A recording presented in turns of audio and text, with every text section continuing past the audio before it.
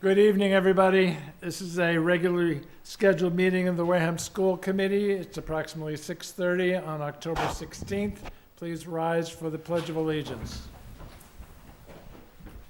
I pledge allegiance to the flag of the United States of America and to the republic for which it stands, one nation, under God, indivisible, with liberty and justice for all. As usual tonight, we are sending out a broadcast through WCTV. John Day is handling that for us, and Jamie Wixton is handling a audio recording as well as notes as she sees fit. We will begin with public participation. Is there anybody who would like to present to the school committee? Seeing none, we'll move on to good news. He's actually on the agenda. He's special. Any good news? Yes. So I just wanted to point out we had our preschool open house last week. Thank you for you folks who were able to attend. There were parents there, our preschool students over at the high school, and the staff. I did want to share some pictures at the high school. Was that today, Scott? It was today that they made we had the preschool up at the high school, worked with Chef Brita, and made pizza. They also, so our high school students were involved in the project. They did a very nice job. The pizza looked great. I did not eat any. I did want to. So it's really great. The staff up there is really embracing having the preschool up there and doing projects like this, which is really wonderful. So I wanted to share that with you folks. I was fortunate to be there along with Joyce, and I was not only impressed, but to hear the staff and the high school students talk about the energy that it had brought to the building was wonderful. So thank you for the invitation. You're welcome. I also wanted to share some good news. One of our tech folks, Carl Saborin, presented at MassQ this week for, what was the company? Incident IQ. So that's the software that we use when we have issues with tech to put in tickets to get repaired, and they were impressed with what we do as far as the work around the Chromebooks, and we take them apart and we salvage parts so we can repair ones that are repairable by using parts from previous ones. So he went up there and presented and did a very nice job. I heard he had a very big crowd there, so he represented Wareham well. So thank you to Carl. And I also wanted to share with you, I received a certificate of recognition from the new commissioner, Pedro Martinez, for us having raised our math MCAS achievement to pre-pandemic levels at grades 3 through 7. So I wanted to share that with you folks, and you can take a look at that. Okay. And so that's my good news for this week. Anybody else have any good news they'd like to share? Yes, Joyce. Well, I had the preschool open house on my list of good news, but you already covered that. I was also wanted to say thank you to Dr. Chandler for that invitation. And with that said, I want to say to all the principals, anyone who's here, please invite us to these types of events.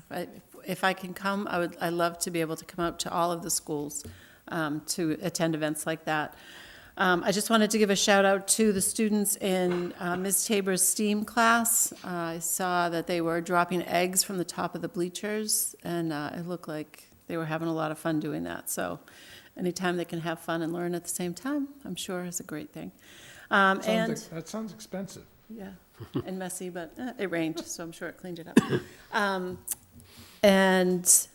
my friends on the unified basketball team have played a couple of home games in the last couple of weeks. They're playing great. They're having a lot of fun. and it's just great to see them. So shout out to them too. And we have a scarecrow, a unified basketball scarecrow downtown now. Yes. I was just gonna say, I saw it driving home today. Yes, I saw, actually, thank you, Andrea, for reminding, there was a picture of that they went down there with their class, was it today? And set up the scarecrow, so everyone vote for that scarecrow. Thank you. Anybody else? Okay, I am going to take the Fall Town warrant CPC request out of order and put it before the student advisory report. So with that, I will invite Matt Merrick up to the table. That would be after the minutes vote. Yes, oh, we didn't do the minutes. We can do the minutes after. We can do the minutes after, yes.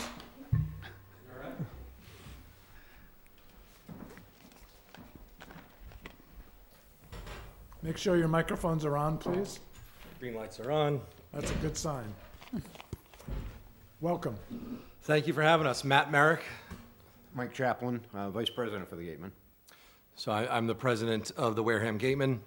The goal here tonight is to brief the committee on a project that was put forth in front of the CPC to redo the lights at Spillane Field.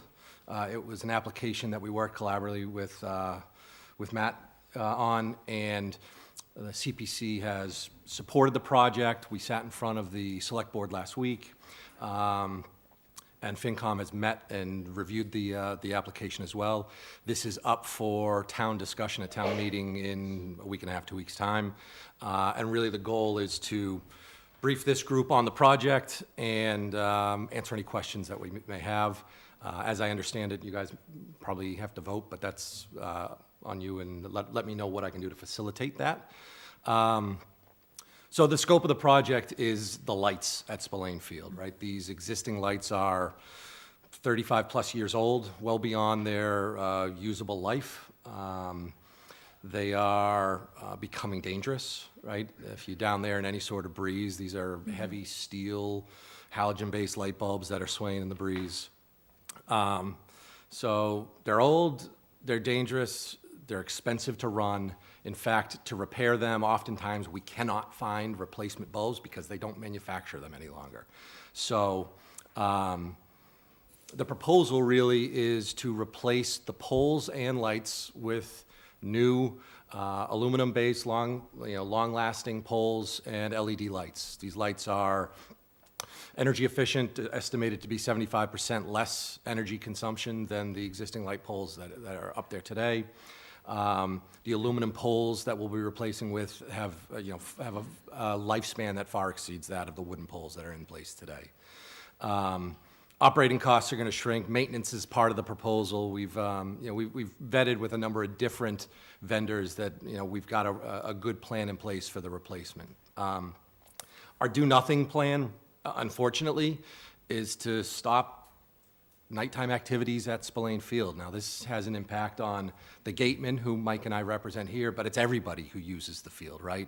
This is Vikings football, Vikings baseball. I believe soccer also plays on that field. We have the Tigers who play, the Legion team that plays it. Also, this extends beyond just athletics. By introducing a new set of lights that can last decades from now, we introduce all sorts of opportunities for the town to run evening activities. That starts with commencement, that extends to the new scoreboard that's up there, can run movies, right? We just had Jaws 50th anniversary. How cool would it have been to run a Jaws-themed night at the field on the screen under new lights? The other benefit, these lights have much more control, so spillage, broadcasting light into the neighboring homes, that goes away because we can control and focus. Where these lights are, we've got a design set up for football, we've got a design set up for baseball, and that extends to any other extracurriculars that would take place at night. So the do nothing, I don't think is really a good solution for the town.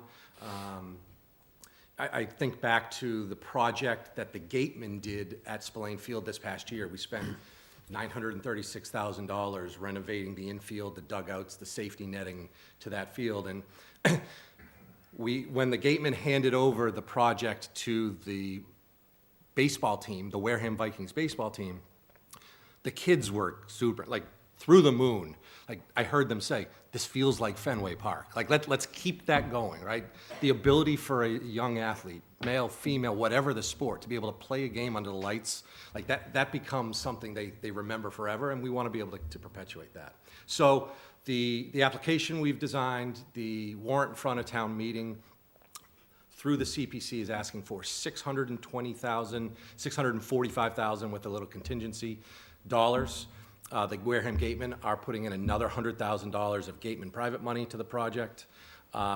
We've done the vetting with a number of different vendors to understand that that's a budget that will be able to meet the needs of the project. And we're looking for this group's support for this. We'd love to answer any questions. Mike, if I missed anything, please chime in. Please. Yes. So as a former coach and vice president of the Tigers, love the idea of new lights. Also question, is this going to carry into, I know that a lot, sometimes like the evening, my son was a Viking, played all through the football field, and they had use of Palmer Field that's adjacent to Spillane Field, and the lights able to aim there for safety for like night practices for the Vikings when they were using that during certain times, or is it only on Spillane specifically? The scope of this project is Spillane Field only, right? That's where the lights, the design of this is fixed solely on Spillane Field. Okay. So where you said that they're controllable, it's not. Controlled lights, not in that we aim them. It's more like they are dimmable and on, you can turn them on Gotcha. and off. Just to cite an example on that, we would have the ability during football season to illuminate the football field, but have the infield of the baseball diamond suppressed or dark so that it would not detract from the observing the football I game. see what you're saying. Okay, thank you.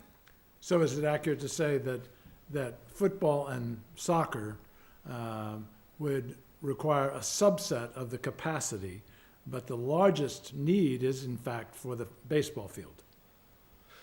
I'm not sure if I fully, so You can disagree. what I would say is football and soccer don't require the light that the baseball diamond does, but football and soccer, as the lights exist today, are also operating on the current state of those lights in the outfield are dim and not to standard either. So I think we're saying the same thing in a different way, but more or less, we would be able to control the football and soccer field to just broadcast light on those and keep the infield of the baseball diamond off. And I'm sure the warm-up period, I know that the lights took time to like get to full brightness on the field for night games. They'd had to turn them on significantly and let them get to the halogen ones before. I've been told that these are on-off. Mike, is that what you're hearing as well? That's my understanding, yeah, that the LED comes on. Just, and so I'm LED saying the light at home, benefit to yeah. that, whereas the other ones, we had to turn them on and wait for them to warm up to get to brightness. So I agree with you, and it's one of those, I'll believe it when I see it, because I recognize that when you turn the light switch on the current lights, 15, 20 minutes later, you finally have light. So the expectation is light switch on, lights are on. Indoor tennis courts used to be exactly the same way, and now they're not because of the fact that LEDs are basically on-off. Yes. Any other questions? Joyce? So I think you mentioned this already. You do have the support of the CPC at town meeting. CPC is presenting with us. They have acknowledged to the select board that the money is available and ready to be spent and is not allocated elsewhere. Oh, okay. So which category of the Open space and recreation is the category we're Okay. falling under. Okay.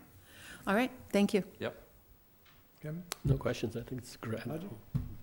So, budget question. When you were contemplating this, doing this, did you have a budget, or did you go into this, we know what we need to do, now let's see how much it's gonna cost? The latter. Okay. Yeah. And so this is not in any way a sacrifice from what you really wanted to do. This is what you wanted to do, and it happens to cost about $750,000. And how did you decide how much to ask CPC for? We solicited quotes from a number of different vendors on order of magnitude, what the project would cost, and took rough and tough an average of those quotes. And then tried to reduce the impact on CPC by offering to spend the $100,000. Correct. Okay, but the 745 or whatever it is, that's simply what it costs to do a first-class job. Yes. You know, with what we've got to accomplish. Yes. Got it. And just to put it kind of in perspective, the primary standards that we are working with are the standards established by the NCAA. We checked with MIAA for any input from them, and the first answer was, we don't have any standards, and then the second answer was, if it's good enough for the NCAA, it's good enough for us. So we are going with that, and we're targeting at the first level of illumination. They have different standards for different levels of competitions. In other words, college teams playing have a certain standard, and that's the standard we're going for, which is not as bright as when you start talking about Division I playoff levels, and they increase the illumination. And then when you start getting into things like professional baseball, I couldn't even find out what the numbers are for Fenway Park. They don't even publish them. But they're probably well up above the levels that we're talking about. So we're really aiming at a reasonable level of illumination for the venue. Have you actually seen this level at a different field? Yes. And you have no concerns whatsoever? No, the same level of illumination is what's used at the Tabor Academy fields, as well as the Harwich plays at, the Harwich baseball team plays at the, don't quote me on this, I think it's the Harwich High School, but I can confirm that. It's interesting you mentioned, It's not, Scott's like, no, it's not. Is it Where is it, Scott? Monomoy? Is that what it is? Yeah. Monomoy? Is it one of the Harwich schools? It's a regional. Okay. Mm-hmm. All right. it's interesting you mentioned Tabor, because they had quite a battle with the neighbors. Mm. Yeah. But now that they've done it, the neighbors are actually quite pleased, because, as you point out, you can really focus it, and it has not had a deleterious impact on the neighbors' Yep. privacy or anything else. That's good to know. Okay, anything else for these gentlemen? Motion to vote on the request? Fine, what motion would you like to I to vote offer? yes. What, a motion to support the. Motion to support the fall town warrant CPC request. Okay, Second. okay, I have a motion and a second. Any more discussion? All good? Okay.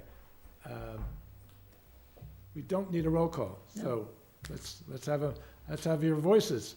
Yes. Yes. Yes. Yes. Yes, 500. Thank you very much, gentlemen. Thank you. Thank you very much. Good luck. See you at town meeting. Yes, like your friends.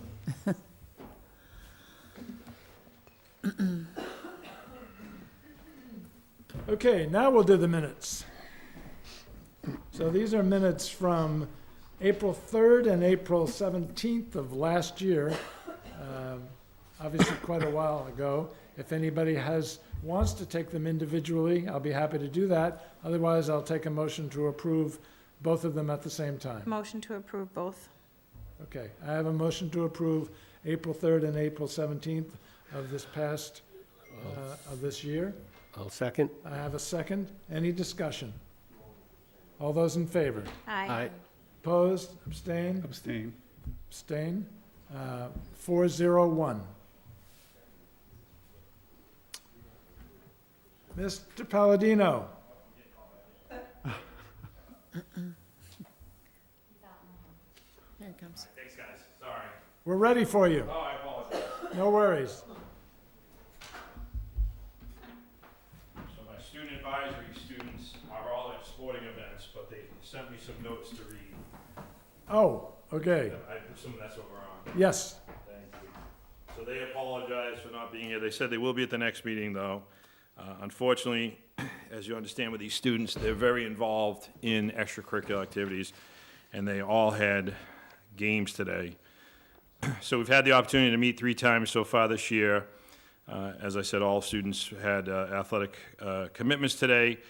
The group is proud to report that work has been completed on our new water filtration and bottle filling station, and they were very strategic in trying to figure out where this was needed. And it's really cool with what they came up with, which was strategically placed in the humanities wing. This marks the 4th station added to the building. These are the water filtration. You can fill the bottles, and they're also a water bubbler, ensuring that all 4 quadrants of the school now have access to one. The council's next initiative is to distribute a survey to students regarding potential new courses they would like to see offered next school year. We've started the survey, and we'll be sending that out at the end of the month. The feedback their students will receive will help guide our planning and ensure that students' interests are reflected in our program of studies. So that is their report to this point in time. And I know they'd love to answer questions if they were here, but I can certainly relay them back to them at our next meeting if you have any questions for them. Joyce? So talking about new classes, just from being at the council meeting, I've heard you talk about the popularity of the new classes that were put in this year. So do you want to talk for a minute about those? Sure. So there's so many of them, I'm afraid I'll miss some. I know probably the most popular is the Officiating 101 with Coach Gardner. Anytime I go in there, there is not a seat for me in the classroom. So I would say that is the most popular of all the new electives. The child care practicum class has been awesome. Dr. Dandry and I think we go in there like at least once a week, if not twice a week, to see our kids working with the students and supporting them. And today they were influential with you saw the pictures of the students making the pizza. They actually delivered the pizzas to the students, and I happened to, luckily enough, be in there when they were delivering them. And the kids were really excited about that. And our high school kids were like cutting them up and handing them to them and very involved. And they were assigned to the preschool classroom. We had an opportunity, Wareham Week was on Tuesday in the EMT class. We had a chance to sit in on the EMT class again. And I believe they're going to be doing an article, I think next week, on the class. That's been very successful. American Sign Language class has also been very successful, and the students are, they did a review for me the other day in the classroom of all the vocabulary that they've learned. There's a lot of new electives, the intro to woodworking, there's so many more. I think we had like 12 new electives this year. Obviously, other electives had to come off the slate for us to be able to run those electives, but we're pretty excited about the offerings. And it all starts, kind of going back to that survey, it all starts with that survey. You know, the American Sign Language, you know, seeing that multiple years, and then being lucky enough to go on an ES visit where they had the American Sign Language run synchronously online with a teacher, you know, from the West Coast, and we were able to put that together. So certainly we're going to continue to survey the students. I think it's an important part of the process for them to be involved, and you know, hopefully we'll have a few more new ones that we can report back to you when we come to you. And I think we're scheduled to be here in January for the course of studies approval. And hopefully we'll have a few more exciting classes. And again, I think it's just exciting because the students have come up with this.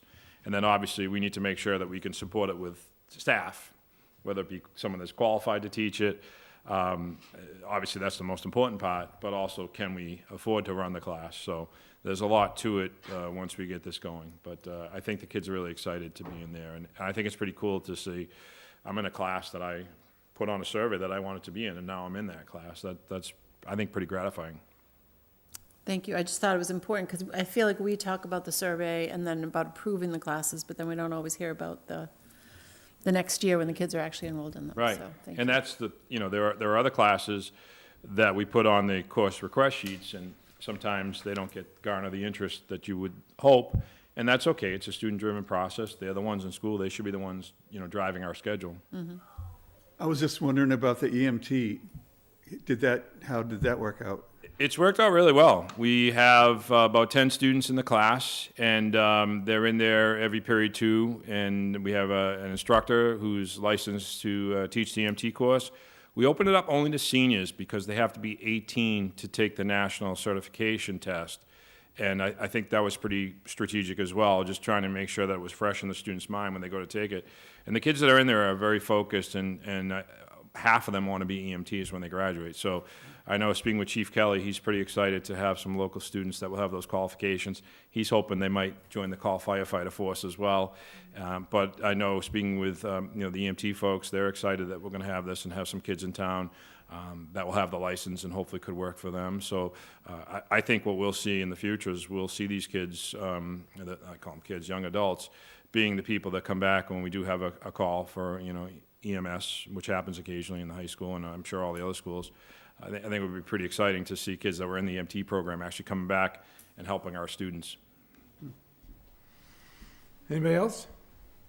Yes, April. Of the classes that you had to swap out for these electives, are there any classes that that were swapped out that you're kind of like the numbers for what they replaced weren't what you wished, or are there classes that some of the kids still wish were still in the selection for those? Sure, there's always courses, it's a business decision at the end of the day. You have 8 kids that want, this course, let's say it was Intro to Sociology, but I had 30 kids that wanted Officiating 101. So Mr. Gardner taught one less sociology course and took the Officiating 101 course. There's always situations like that. What you hope is, for some of those courses, potentially, could you run them every other year? So some years, I'll take, AP Bio, I know it's not an elective, but some years we can't run it because we just don't have the numbers. So what we hope is that the students in the following year that couldn't get into it, say this year, could get into it next year. There's always situations like that. Sometimes it's tough to make that call, but at the end of the day, you only have so many sections of classes, and you've got to meet your core requirements, for the core classes that you have to run. So it is tough, and every, you cut an English teacher, well, there's 6 less electives you're running now, and so it gets tough and it gets tight, and sometimes, like, there's a certain period where we have a lot of students taking online courses because that was the one period we just couldn't get enough electives into. So period 8, there's a lot of kids in the library. My librarian sometimes goes nuts in that period because there's a lot of kids that are in there. So it's it can be tough, but I think for a school our size, we're pretty fortunate with what we offer our students. Okay, thank you. So I was surprised you didn't mention ESL. That's a new course, correct? ASL, American Sign Language. Sorry, ASL. I did mention it. He did. You did, yeah. It is one of the more popular ones. It was always one of the most popular when we surveyed students, that is correct. Okay. But this year, Yes. it's one of the 2 most... sections, that's pretty popular. Okay. What do you think makes the officiating course so popular? It's new. It's taught by Mr. Gardner. And there's a potential to make money quickly, And it's sports. and it's sports. Interesting. But I think it's like... Making money is part of the attraction. That's interesting. That's the same thing with the EMT. That's the end game is, these kids are going to get out with a certification that's going to give them opportunities to supplement some income. How many sports are you certifying? Well, they have to, it's very similar to the EMT course. They're going to have to take a national exam and possibly courses as well, depending on the sport. So they have the potential to be certified in 3, but there will be some outside work. It's only a semester-long class, so there'll be some outside work that's going to be required as well. So, it's, so we'll use, I'll use hockey because I'm familiar with it. But if we were doing hockey, they're taking all the coursework so they're ready, but then they'd have to tie into USA Hockey and get their certification through USA Hockey, which would require some online components and then an exam. But I would argue that, that these kids are going to be well-versed in all the rules and all the scenarios that they're going to deal with because they have been taking, basically, it's like, there's like 20 classes in each unit. So units being the soccer, basketball, and football. So, totally different subject, and I was going to have the students react to this, so you're welcome to punt. I will send it back to them, absolutely. Okay. As you may remember, I was at a Shut Out Hate conference. I heard. Unfortunately, only one student was. I was hoping that was gonna be part of your good news, by the way. It was good news in the sense that it wasn't boring, it was provocative, and our student did very well. Great. That didn't surprise me. My question for your students would have been, how are they feeling about the educational environment at WHS when it comes to bias? I will send that back, and I'll tell you what, that'll be the first question we ask them the next time they're at the school committee meeting. It's a critical question. Now, I must say, I'm inclined to think that their answers are going to be favorable, because I get feedback already from kids, not only current kids, but also kids that have graduated, and they feel very comfortable about the high school and not necessarily comfortable about the college they're attending. Right. I've heard that from quite a few students. But it's a critical question, and I think it becomes that much more critical every year. So if we can enforce an educational environment in which the maximum number of people feel comfortable being there, I think we're doing a great job for them in not only academics, but also in terms of their overall experience.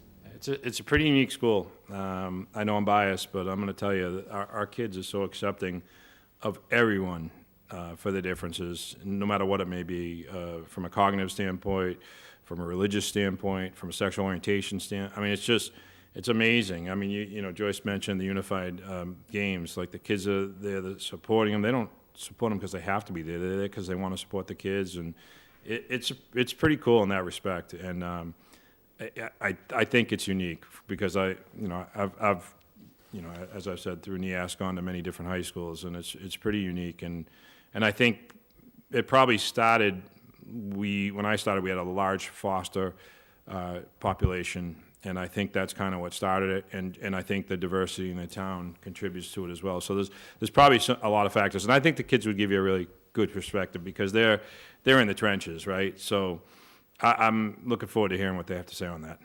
Yeah, it was, as you may remember, this was supported not only by the MIAA, because it was mostly athletes and coaches. Right. But also the Attorney General, Mass Correct. Attorney General, as well as Northeastern University.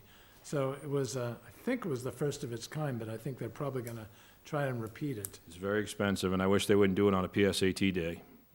Yeah, exactly. I wish we'd had more than one student. Okay, thank you. Thank We you. all set with questions? Yes? Okay. You also have the overnight trip. Correct. So I'm back again with the overnight trip, and as we discussed last year, maybe a little less than a year ago, but close to a year ago, we talked about seeking approval for all of the traditional overnight trips, so you don't have to see me here at every meeting asking about an overnight or out-of-state trip. These are the consistent trips we have every single year. They're annual in nature, and I tried to give you kind of the dates can fluctuate, obviously, with the calendar and with DECA having the availability to get into hotels. But this is kind of everything that we have traditional. This would, you know, if Coach Gardner puts together a trip for Europe in 2027, obviously he would come in and do a presentation for that.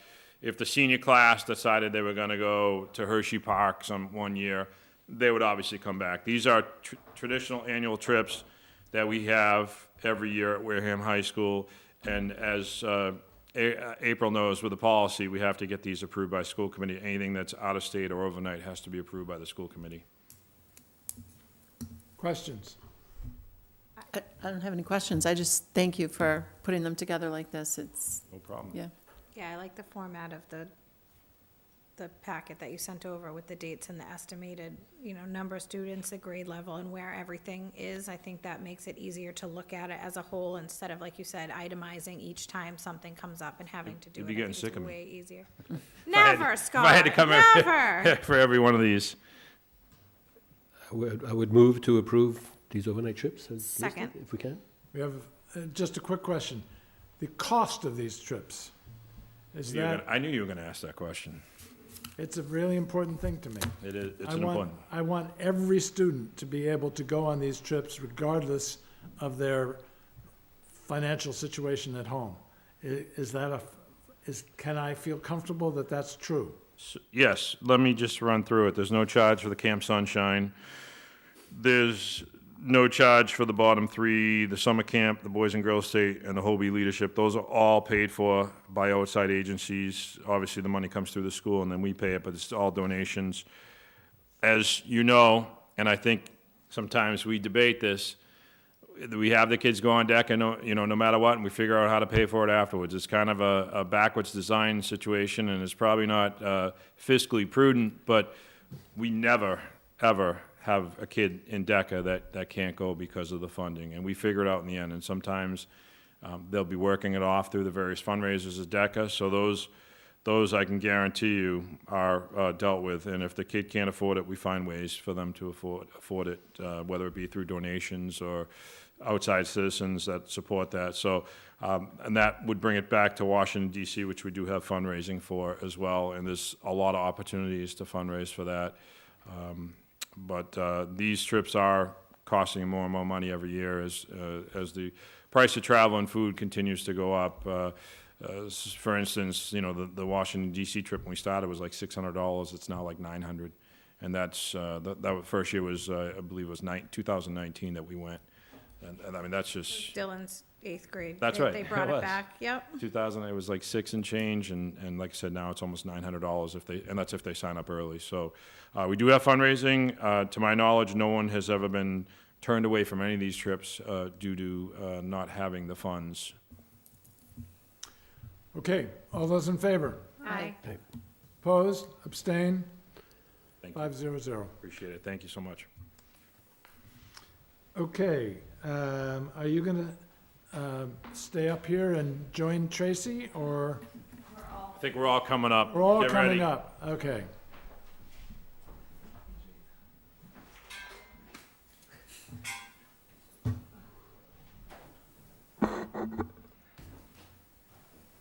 So Tracy, how would you like to do this? You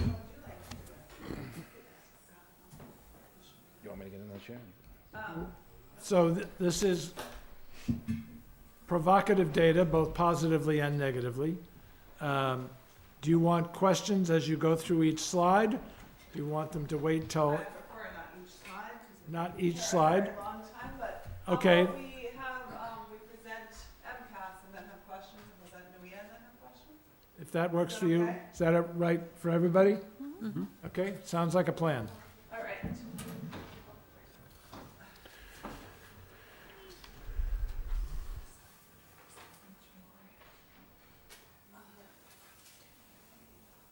And if I interrupt, it will only be to clarify, I promise.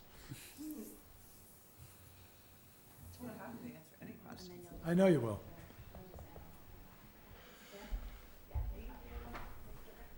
Can we kill the lights? Yeah, we leave each other. Thank you. Thank you very much. That's weird. You did it 'cause you I need at least PDF? one light on. Yeah, the other side, maybe. That good, John? That works. Just for a little while. I knew that was coming. I that's fine. preemptively saw it. That's fine, it's, It's better than blurry. that's weird. I know, it is. I wonder if it's just a slide. It was fine. Fine on ours. So I switched the slide on. All right, let's switch the slide. The other dial on there, there's two in there, the other one's the focus. I really am. Try the next slide and see if it's also fuzzy. See? It's Here, just that it's way. just that first one. All right, so we are presenting tonight on MCAS and NUIA data. So first, MCAS will be our results by school, but also our accountability data. And from last year, remember that we get ranked according to our accountability data. And we are, I did look up some extra data that's not necessarily on this slide. As a district, Wareham has made substantial growth, according to DESE, towards our targets. We're at 53%. 27 districts in the state of Massachusetts are in needs of focus and support. So they're in big trouble. 4 are in limited or no progress. 193 are in moderate progress, and 120 are in substantial. Very few in meeting and exceeding, but I didn't have that data. So what does the 53 mean? Sorry. We are 53% towards our goals. Like, we're progressing substantially towards our target goals of having all of our students meeting or exceeding. And that puts us in the upper echelon Upper echelons. of the state. You would be surprised at some of the people who are not there. They're just not making progress. So Okay. they could be, more students could be meeting expectations, but they're not making any progress. They're just stagnant. Wareham Elementary School is at 53%, substantially meeting their goals. They're not in requiring assistance or intervention. Wareham Middle School is at 56%, not requiring assistance or intervention. And Wareham High School is at 21%, not requiring assistance or interventions. As I think you've been told a few times, we did receive, probably our first MCAS award. And ironically, it's in math. We've struggled as a district a lot in math. So in grades 3 and 7, we are above where we were pre-pandemic. So that was nice to receive this year. And we are going to start with our elementary school and sharing some data from that. Just remember that we don't have growth in 3rd grade because they develop growth by taking it 2 years in a row. Mr. Sylvester? So we can go to our next slide, Right. which would go to our accountability rating and comparisons. If we look at it throughout the years, we've maintained pretty good consistency throughout the 3 years, 35, 37, 35. Those are the years that we've been in our new school, so that's a pretty fair indicator, I think, of where we are. There's always room to grow, absolutely, but I think that's good. The consistency is a good sign. Now, the 35, what's the unit of measure for that 35? So there's a lot of measures for the 35.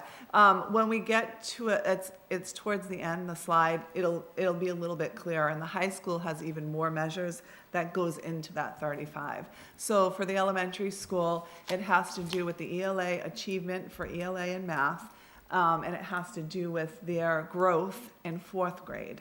It also has to do with attendance, so chronic absenteeism. Okay, but is it 35 out of some number? Yes, out of 99. Thank you. Yes. Yep. So they rank us based on what the state, I can tell you what the state, Jeff, specifically tells us. The performance of schools compared to other schools in the state that service similar grades, and it's reported 1 to 99. That's what they. Thank you, Dan, sorry. That's okay. We go into the next slide. Great.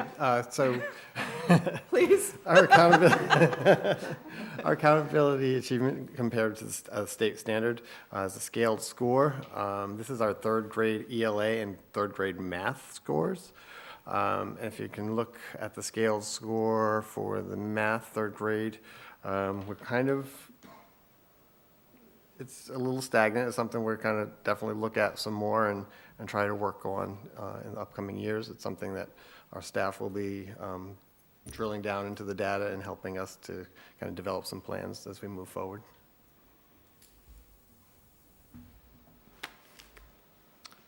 This one, grade 4. Grade 4 has also shown we're kind of right at the scaled score for the state score, so we're kind of mirroring their scores. We're doing pretty well. Like Tracy had said, our math scores are doing pretty well. Still working on the ELA components. Again, it's an area that I've been meeting with our staff, and we've been really trying to drill down, looking at past MCAS performances and looking at writing samples and seeing where we are and how we can progress.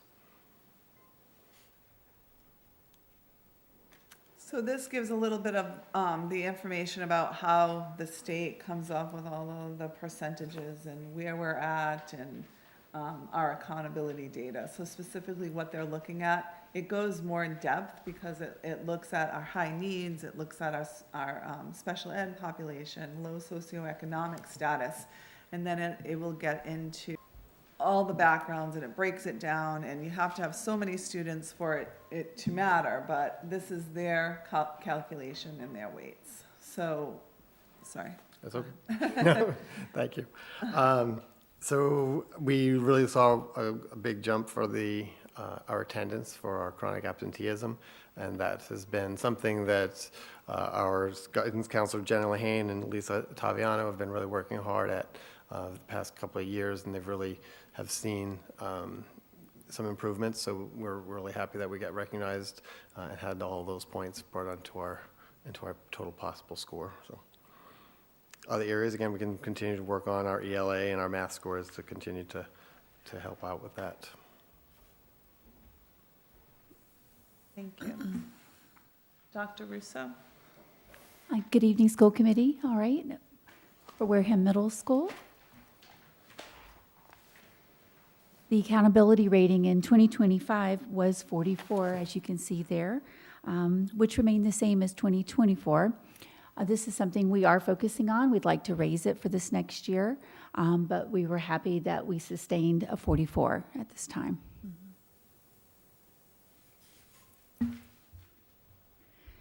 The student growth percentiles for grade 5 in both ELA and math were above the state SGP. Additionally, the 5th grade SGP for both in ELA and math were improved from last year.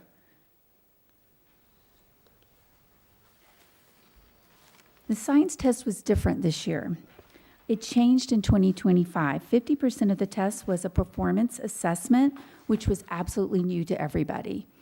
The scoring of this is unclear from DESE, but we know that there were less questions than there was with the traditional test. Again, this year in 2026, 50% of the tests will be performance-based.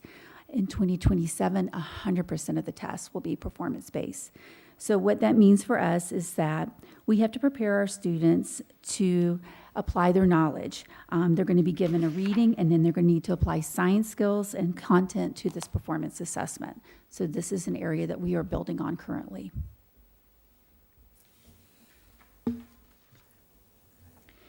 Wareham Middle School had much success with grade 6 this year. In ELA, we are slightly above the state's average scale score and the state's SGP. Grade 6 math is also mirroring the state, and we earned a higher SGP than the state SGP in math.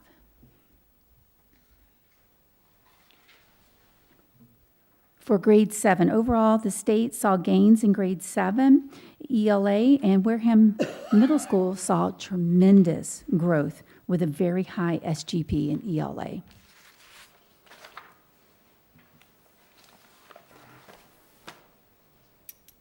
If you take a look at our chronic absenteeism, we did have 0 out of 4 points.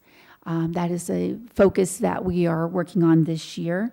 Chronic absenteeism is a continued area of need. We have some new ideas to address it. We're going to be facilitating new student incentives and enhance our family communication for attendance. Thank you. Mr. Palladino? Great, thanks. And I want to thank Ms. Cannon for being here. I wasn't sure. I had a family situation, wasn't sure if I was going to be able to be here, so I appreciate her being here. I was able to make everything work. So thank you, Andrea, for being here. And she brings vast knowledge in the world of special ed and obviously in the world of the high school, so appreciate that. So we'll move on, and our accountability ratings did take a dip this year. I just want to remind you that just before MCAS season, the state voted to remove the graduation requirement of MCAS being a graduation requirement. And word trickled down pretty quickly, not just to the 10th graders, but to also the 8th graders and I have many parents that thought MCAS was over. Why are you testing? We passed a law that you don't have to test anymore. So I don't think the information went out after the fact from the state as well as it should have. People were under the interpretation that it was done with, but it's just not, as you all know, not a graduation requirement. So our ratings obviously are at 22, continuing to look at that as we continue to dissect our data. Moving on to the achievement growth for our 8th grade ELA, the average score being a 485 for ELA, which is up from the previous year. And then when we look at math, it did go down a few points to 481. And obviously, you know, again, with the SGP, we're continuing to work on that. Moving on to the science achievement, and as I think Dr. Russo explained, the science test has changed, and she did a great job explaining, but 50% of the test was a performance assessment test, which, again, is very new to our students, and it's a different test, obviously, than the one they previously took in the middle school, so there's no growth, obviously, off that. Our scores are 487, which we seem to be always in that 485 to 488 ballpark with the science. Again, continuing to look at that as well. When we look at grade 10, this is the one that was scaring me. You know, we had a lot of kids that just finished very quickly, and no matter how much you tried to encourage them, and obviously staying within the lines of what we can do, we did have more kids than usual said, it doesn't matter, I don't need to take this. And unfortunately, our scores did go down a bit. I'm hoping that's maybe just a blip, and now that that has been a year old, we'll be in a different place. But we did, when we look at our SEALS scores, down to a 489 in ELA and 486 in math, and the growth being 45 and 47%. When we look at points awarded, we did get the 2 points for the ELA scores increasing. We did get 1 point for science, so our achievement scores, we did get 3 out of 12. And then for our growth, we did get 1 point in English. And so those were some points that obviously help us out as we get our final scores. And we'll continue on to our 10th grade points awarded. When we look at this, just the English and math for growth were the points we received there.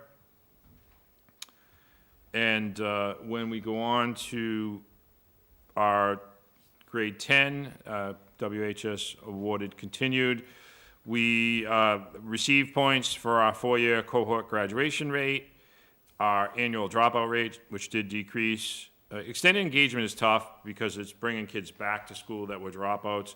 That's a tough one to get points for. These kids would have to be out of the system and then brought back into our school. We're continuing, as all schools are, to work on the chronic absenteeism and encouraging students. We have a pretty high rate of advanced course completion, continuing to try and get more and more students involved in our advanced placement course and dual enrollment. And we did receive a total of 4 additional points there as well. We'll go on. Can I ask a question about that slide with the advanced? This is the time for questions. Fun, yes. We're moving on to new reading, so Okay, go for good. it. On the advanced course completion, did we earn more points when we still had the IB program than we did currently without it? Well, yes, but don't forget, this is based on last year where we still had some IB courses. So, yes, when we had, last year was just the seniors and IB. So when we had juniors and seniors, we did have more points. We got more points. But Okay. I wouldn't be so, if I was a school committee member, I wouldn't be so concerned with that because we also are adding more AP courses now. So there were AP courses we didn't have in the past that we added this year when we talked about the new courses. They're both advanced. The degree of it is the same, so Right. instead of IB, it's gonna be AP.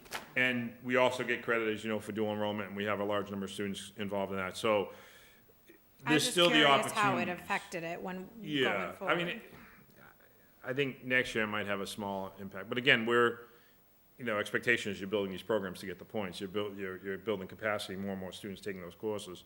So it's going to be difficult to get points there. You almost kind of have to hit the bottom to get those points back. And I don't think we're going to ever hit the bottom there. How do you get, I don't understand, how do you get points for advanced course completion? What does that mean then? But percentage-wise of students that take the advanced placement courses. And it's in each category.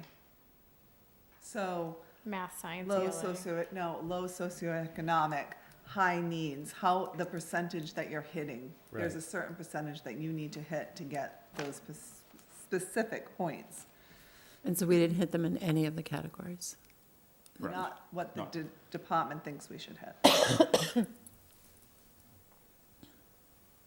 It means more to me that we are offering the classes to the students who want to take it, Take them. Right. not that we're forcing kids to take a class And we to get do- that number. Yeah, and we don't exclude kids from taking them. We don't say, you We- can't take them because of, Right. they're encouraged. When I started as principal, you had to have prerequisites, you had to have a certain GPA. Your last class, you had to have a B+ or better. It was very tight requirements. We opened those up to challenge all students, and we thought it was the right thing to do, and we still do. There are some schools, which I don't subscribe to this, that actually require every student to take an AP course so they can hit their mark. I think that's a tough requirement for any school. Any other questions on the MCAS? Joyce? So these numbers, I understand, when we look at grade 8 and we look at last year, that's a different set of kids. And that's Correct. true in every grade, right? Correct. So have you analyzed the data to see how our students, our fourth graders who just took this, did they improve from the third grade? Yes, Those so students?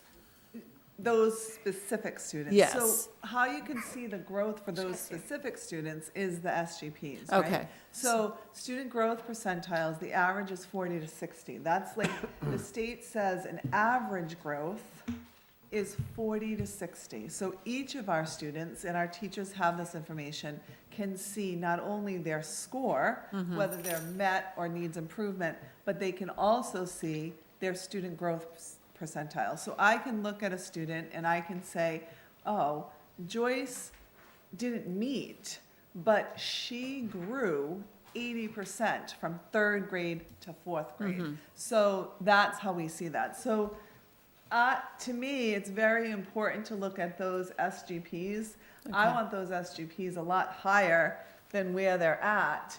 And if the SGPs are good, but we're not, we're not where we want to be. So you look at 493, it's close to 500. It's a few multiple choice questions, and we get a lot of students in that category. But when I look at that SGP of 62, that's the average SGP. So some of Dr. Russo's ELA 7th grade teachers had, and a lot of her students had above that 62 because some had low. So when you average those together, Right. that is a phenomenal, and we don't often have that anymore, that it's that high with the whole group average together. We have some teachers who are in the 80s, the 90s for classes, so we get teacher SGPs Oh, so you class-wise. get that, okay. Yeah, and the state has that ready for us, so the state gets it too. So, I mean, that's phenomenal, and it's, so it also, and it's also good, not to necessarily compare teachers against teachers, but teacher A and teacher B are teaching the same curriculum. Like, if it's not the curriculum, then what is it? If one's getting really high SGPs, then we know like that curriculum's working, what we're implementing's working. And if one's not, then, what type of tweaks do we need to make? Okay, So, all right, thank you. you're welcome. And the only thing I wanted to say was that you all mentioned chronic absenteeism, and of course, at the elementary school, you got the highest score. But at the other schools, we know, right, there are only so many things you can control, right? And, well, I'll speak for myself. I know that there are many things you can't control. But we still want to try to control it. Right, no, and clearly Because- you've told us over and over what you're doing to try to do that. I It's mean, just just- unfortunate that it shows up here and your effort doesn't show up Isn't here. it a double whammy? So like they're not coming to school and they're not getting the learning, and they're not, and if you're chronically absent, it's just building on not learning. So Right. it definitely is something that, will benefit our kids, we know that. So that's why we work, I think, so hard on getting kids to school. All I can think is Scott's gotta be on the job to do the job, floating in my head. Got a new one this year I'm gonna unveil. Oh, no. Yep. Oh, you're I don't know gonna if you throw can us all top for a that loop. one, though. I don't know if it can get better than that. Sounds like a We'll disclose that. It at was the- literally like playing it while she was saying it. It's on a loop That one's in my getting head. old. Does the state still do the DART data? At some point, maybe we could see that, you could share that with us maybe at another subsequent Sure. meeting, just to Yeah. see? Okay, Yeah, thank you. definitely. You good? Roger? So, the district, from an MCAS perspective, hit its nadir in 2022. Okay? That's a numeric fact. Now, when I say nadir for the district, I mean, if you look at all the grades that took all the MCAS, and you compare how we did compared to the state average, that's when we were the lowest, the greatest separation in a negative way from the state average in 2022. Specifically, in English, we were at 50%, we were at 60% of the state average in English and 45% of the state average in math. We are better now. We got better last year, and we're about the same. And I believe in SGP. But if you get an SGP, and you were sort of alluding to this, Tracy, if you get an SGP, and by the way, the middle grades, and we know 3 doesn't count, doesn't have an SGP, grades 4, 5, 6, and 7, with only 2 exceptions, meaning math and English, had SGPs that were 50 and above. Now, just so everybody understands, including the people at home, if you're above 50, you're growing better than the state average. So that's a very good thing. What concerns me is if you get an SGP that, say, we had a 60, as I recall, we had 61 SGP in grade 7 English. It's a great result. But if that 61 is followed by a below 50 number the next year, then that suggests something negative. Either the curriculum is not up to speed, in which case we ought to do something about that, Correct.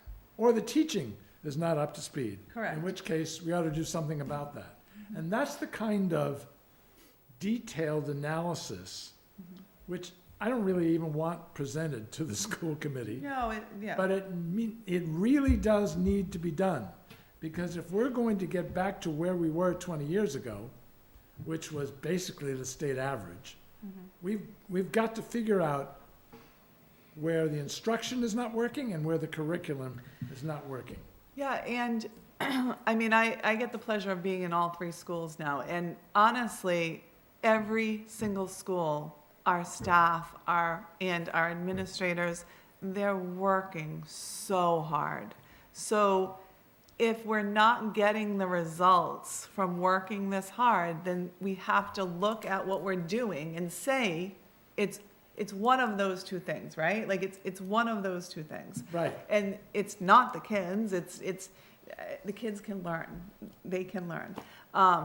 So yes, those are the conversations that we're having right now. Can I ask one question? Can I Please just? do. So when you have identified that classroom that consistently scores above that 50% SGP, Yeah. do you have those teachers share what they're doing, what their secret sauce is? Do you work on that somehow Absolutely. and share that? Absolutely. Because modeling Yeah. Right. is part of getting an exemplary rating. Absolutely. We know that to be Yeah. the case. The Yes. state says you Yes. can't get exemplary if you're not modeling. And aren't those teachers our teacher leaders, and how do we have them rise to that occasion? So that's, what we're trying to do and what we need to do. You're all set? I'm good. You have fresh eyes on this, on this district. That's both a good thing and a burden, okay? Do you have any observations? I realize it's only been 6, 8 weeks, whatever, okay? Do you have any observations about what we're doing right and what we're not doing so well? I can only really speak towards the elementary level. That's all I'm asking about. So I'm not going to go anywhere up to middle or high school. But the only things that when I look at the data and I try to kind of drill down into it and see if there's always different factors that have a play on our students' learning. And I think we can't look at this data completely with blinders on. So we have to look at some of the extenuating circumstances that have come throughout the years. So when you look at the data and we look at the past years, so the elementary school got into a new building in 2022. We have a new ALA curriculum in 2023. We have a new math curriculum in 2024. 2021 is kind of post-COVID. So we're not looking at excuses, but I think there are definitely factors that play into our students' performance academically. So there's always room to grow, but we do have to kind of consider those things as well as extenuating factors that have an impact on our students' data. You're being very diplomatic. I'd still like to know what you think, at least what you think we're doing right. Well, right now, we are introducing a Boost program from first grade through fourth grade, which is focusing on ELA and in writing and ELA. So those components are something, they're small groups of learning opportunities. They're mixed groupings, so they're learning at their level, and I think that's something that's a huge factor that's going to help us grow. I understand your reticence. The third grade MCAS says that in English, which is what I care about the most, and the comprehension associated with that grade, says that 29% of our students are meeting or exceeding standards. Do you think we should be sending those third graders to fourth grade? Yes. So Jeff, what that, 1 second. I want to hear your answer, but I was directing that to the principal. I would say yes. I think there's opportunities for them to develop. Sometimes it's just a matter of maturity for some students. So their performance on a test doesn't necessarily determine their success as a student. They have a variety of different opportunities to learn, and sometimes it's a life-changing event that's going on within if they're in their third grade year and they're moving up to fourth grade, there could be some extenuating services that we I can't. understand individual situations, and I don't want to hear about individual situations because I have no right to hear about individual situations. But this is 29% of 200, 150 kids. So they can't all have mitigating circumstances. There has to be That's why some, we're a high-need district. A lot of them do. There's a large percentage. 76% of but I heard the director of curriculum and technology say that all kids can learn. Absolutely. So to me, when only 29% are meeting or exceeding standards, it says something's not quite right. Based on a standardized test, which is why Right. people voted to get rid of it as a graduation requirement, because some kids just don't test well, or they get high anxiety with a test, or things like that. So I think it's what they're having to deal with, and then I haven't have even this gotten as to the their high school, thing. but employers don't don't think that way. They do now. A lot of them do. There's No. accommodations, and there's different ways where people are being am- able to do jobs that they wouldn't have been able to do 20 years ago. So things have changed and progressed beyond a standardized test for even a job. Here's what employers are doing. They're trying to figure out how they can use AI so they don't even have to hire that person. Well, they're just mean. That's dumb. It may not be dumb, but it's a way to get extraordinary productivity at the expense of human beings. And that's my concern. Yes, Tracy? All right, so you're looking at one factor. You're looking at one test that happened over 2 days, okay? So we have extensive data in the elementary school that I've been able to look at. We have data walls. And what our data walls are showing us is that by the end of second grade, the majority of our children have the reading skills. They have the readiness skills to read, okay? So there is a slight breakdown between 2 and 3 applying those skills in third grade. But what you're not understanding is that the ELA scores in third grade are calculating 2 written responses that kids in third grade who don't even have the dexterity are typing with one finger, Jeff, typing an essay with one finger. Now, can the state do it? Yes, we're below the state. But that is our focus at West. Our focus is going to be, it has been since the very beginning, writing. So since COVID, we haven't had the sustainability, the perseverance in writing. But they are third graders with the dexterity to type with one finger an open response, read and answer an open response question that, by the way, we've had them testing from 8:30 to 2:30. I would say, Sarah, the majority of them. Yes. That is one instance. Now, you would think that I don't believe in MCAS. I do believe in MCAS. I believe that we should be measured on how we're doing. We're in a business. We're getting paid to do a job. Our job is to educate these children. But there are extenuating circumstances, and we do have NUEA data on top of it to show that our kids are growing. So third grade in general is an area of focus. It's an area of need. We know that, the administrative team knows that, the teachers know that, and we're focusing on that. Do we believe that 29% of those kids are able to go on to fourth grade? We believe the majority of those kids are able to go on to fourth grade. Majority good enough? All of them? No. Sure. Let's say that 29 was 51. That's a majority, okay? That still means 49%. Okay, then I shouldn't have said the majority. I believe that the ones that moved on should have been moved on, because I do believe that the team at West, even last year, did a great job at assessing on whether they should have stayed back or moved on.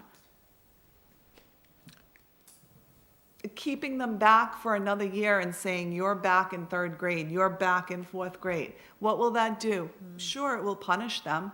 Do you think it will make them learn more, learn harder, learn better? No. We need to figure out how we're going to do that. But keeping them back in kindergarten, first grade, preschool, definitely. If they're not, they don't have the developmental skills that they're ready to. But all we're doing is shaming them and saying, you stay back now. That's not the answer. I believe in summer school more than holding kids back. I believe in summer school too. The problem with us in this district is getting kids to come to summer school. So you're saying parents are the problem? No, I'm not saying parents are the problem. I'm saying getting them to actually come to summer school. Even in the middle school, it's hard to get children to come during the summer. The high school has the benefit of credits. You have fresh eyes too. Okay. What are your thoughts about the middle school? And by the way, Tracy deserves kudos for those great SGP scores. Oh, absolutely. Ms. Cote and the staff at Wareham Middle School deserve that. They've worked very hard. A lot of vertical planning. One of the things that from my perspective, that I've observed is their use of a graphic organizer to teach writing. And it's, they call it Metal. It's implemented all the way, 5th, all the way through 7th grade. And I feel like that gave them a good strategy to help them with their writing. And that's why we have the scores we have. Any other thoughts with your fresh eyes? I'd have to agree with Mrs. Cote. The MCAS ELA test is extremely stressful for a third grader to take. It's a standardized test. It's 2 days long. They have to be quiet. They have to sit. They have to type. It's done on a Chromebook, a very small screen. they have to toggle back up to look at the written portion and then toggle back down to be able to type it. They're asked to type more than one paragraph. It's a lot. The rubric is very strict. And so it's a learning curve for them. Mr. Palladino, Mrs. what? how would you like to reintroduce accountability to the high school? To reintroduce it? Since the 8th graders and the 10th graders have figured out it doesn't matter how they do on MCAS, and life, once you get out of high school, you get smacked really hard with accountability. It would be nice to have them feel a little bit of accountability before they leave us. I was frankly disappointed that it was taken off as a graduation requirement because I I know felt you like, were. as you heard me say before, I really felt like it gave us the leverage that we needed to hold the students accountable. I remember when we rolled out MCAS, and I know Mr. Bajoli remembers it, it was quite a struggle to get the kids to complete the assessment as we were trying to create a baseline for the state. And we're not back to where we were then, thank God, because this is something that is traditional and the students have been doing it since the 3rd grade. So it's better than it was in the, I guess it was late 90s, Coach? Does that sound about right? Yeah. It started the year Mid-90s. after I graduated, so 98 was the first year. Okay, I wasn't far off, late 90s. So, you know, that was kind of frustrating because I will tell you anecdotally, we had some kids that finished very quickly with their MCAS test this year in both, I shouldn't say just grade 10, but both grades, but more often in grade 10 than grade 8. It was very frustrating to not be able to say, hey, give it, you got to keep going because this is a graduation requirement. I lost that line. So that was frustrating. But I certainly want to give it more thought than just on the spot at a school committee meeting on what we could do to hold students more accountable. I respect that. I appreciate that. Is there, Go ahead. is there a chance that there could be like some practice exams of the same type? I think we're going to get into that in a minute. Okay. Sounds like a good segue. There you go. Perfect. All right, Nuea. First, for people who are not quite so familiar with that acronym, what does it stand for and how should we think about it? Northwest Educational Northwest. Yeah, Associates? educational. Northwest Assessment? Educational Associates, isn't it? Association? Assessment. I think it's assessment. I think it's Assessment. assessment. I don't know, we always call it NUEA. We're full of acronyms in education that sometimes we forget what Yeah, it it's in does stand healthcare for. too, yes. So with NUEA, we use map growth to assess our students in reading and math. So in every grade, from kindergarten up until 10th grade. And so the middle school does language because they choose to. So language is more just seeing how they're using specific verbs, nouns, that type of thing, because we feel as though it will be helpful with their writing. So that's why we will test with that. But we do 3 times a year. So right away, the beginning of the school year in September, math and reading in all grades, and then again in the winter, and then again at the end of the school year. So that we can assess so that we're doing it 3 times a year. NUEA is a lot quicker than MCAS. I would say no more than 2 class periods, whereas MCAS is 2 days. And so it does give us an indication of where our children will be in MCAS.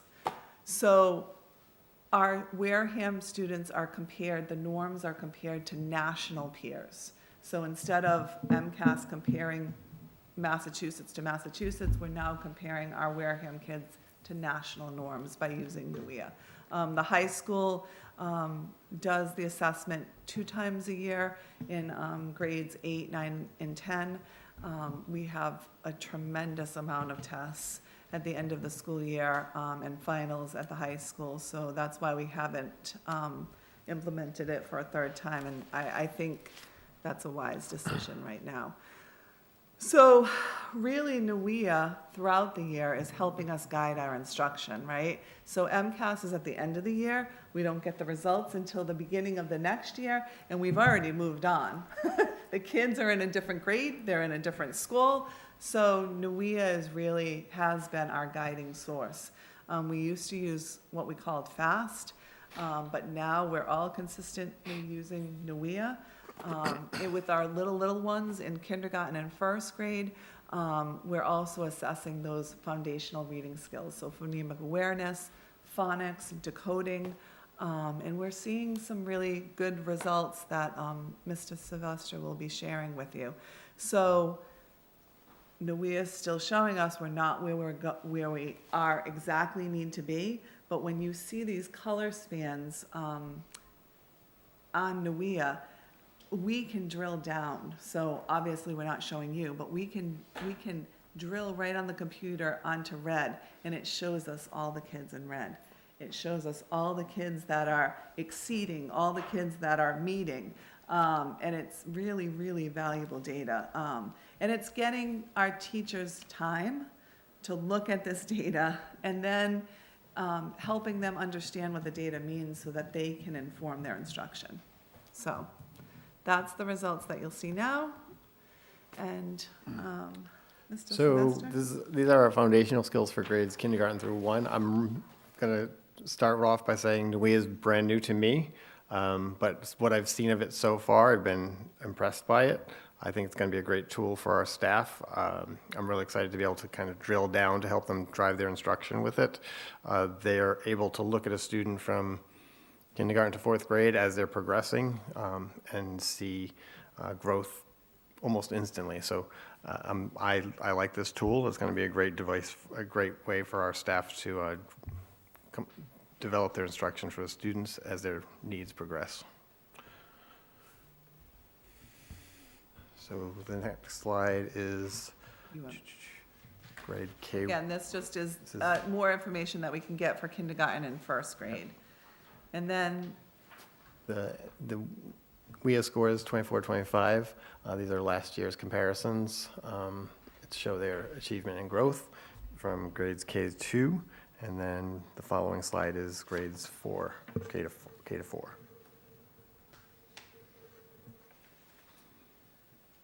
And they're both in the reading. You can see there's definitely areas of growth in the ELA component, and it's something that we'll be able to really get into with our teachers to help drive their instruction.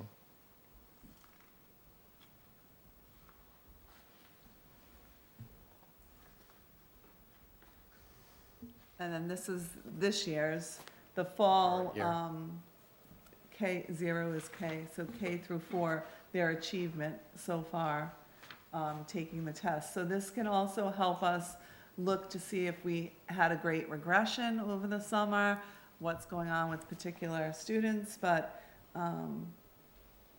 for the beginning achievement for K through 4, it's looking good. And we have our math. Yeah. Yep, we have math achievement scores, growth K to 1, K to 2. We had some pretty significant growth in our math scores. So we're going to be able to kind of look at that and see what was successful and help drive instruction further. And grade 3 and 4, again, some really great scores there. Looking forward to kind of seeing what was working, what students are achieving, and what helped them to achieve those scores, and help transfer that knowledge over to our other students to help them to grow as well. And one of the things that it does show us is if you look at math for grade 2 math had high achievement, but the growth for grade 2 math was low from fall to spring. So that's something that we're looking at the curriculum-wise. And so it doesn't just help us with interventions and looking at individual kids. It helps us with curriculum. And in math in grades 3 and 4, like I said in the very beginning of the MCAS presentation, we're seeing great growth in math.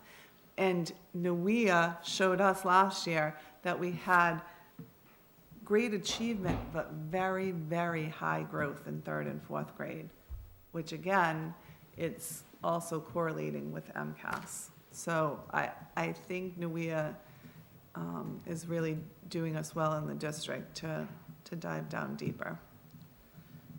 And this is West's overall achievement so far after the summer.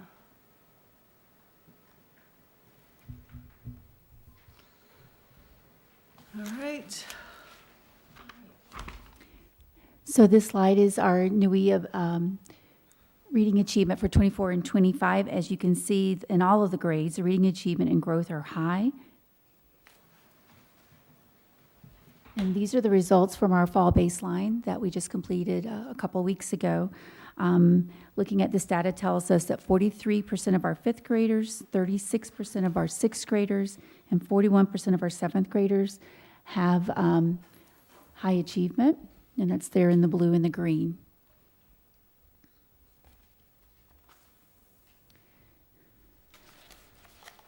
This is the achievement for NUIA for math, and this is, again, the baseline in fall of 2024 compared to the final test in the spring of 2025. And in all grades, math achievement and growth are high. When you use the term high, what do you mean? That means at or above grade level. As compared to national peers. So at grade level is not high, but above grade level is high, obviously. So at grade level is average. Yes? Yes, but the average, if you look at the yellow grade span, it starts at the 61st percentile, 61 to, I think it's 80 for green. And one piece of this that I like to reflect on is that this data is not just a state number. This is data that's compared nationally. Although Massachusetts is at the top, so comparing it to nationally actually means we should look even better. Right, so One more there.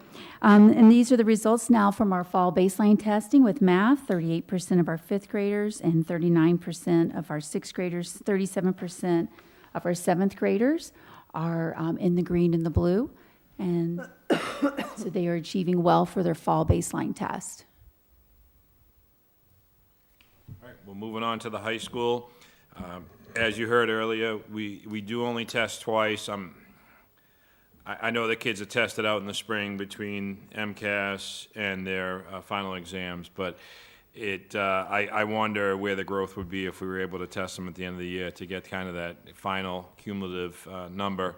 But needless to say, we did have the opportunity to test our students, grades 8, 9, and 10, for obvious reasons, twice, once in the fall and once in the winter.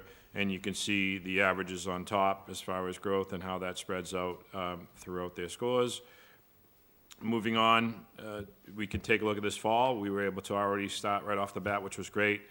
Within really the first week, which definitely shout out to the technology department for getting us up and running with the few issues that were beyond our control and did not pertain to us. We were able to get them rolled out, and that was exciting to do that right off the bat. And you can see our initial scores in grades 8, 9, and 10 for this fall. And then we move on to our math NUIA, same thing as English. We did 8th, 9th, and 10th. I really feel bad for the 8th graders because they also have the civics MCAS now. And this year we received notification they have to do the NAEP test as well. So those poor kids, we're going to have to do something special for them because they're going to be tested out before final exams.